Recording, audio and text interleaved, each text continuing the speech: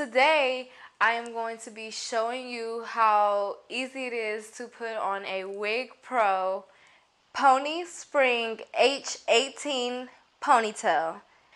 Now, it comes in this box, the Wig Pro collection. It's human hair, 100% human hair.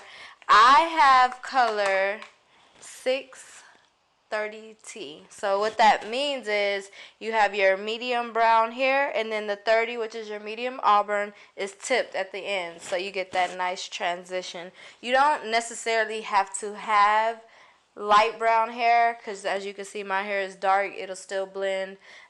So yeah, let's get started.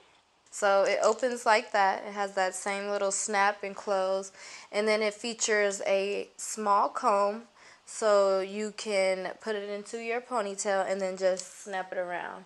And so what I'm going to do is I'm just going to hold it open with my pointer fingers, and I'm going to kind of lift this up. That way I have some room to slide it into my ponytail. And you just insert the comb and it just snaps on.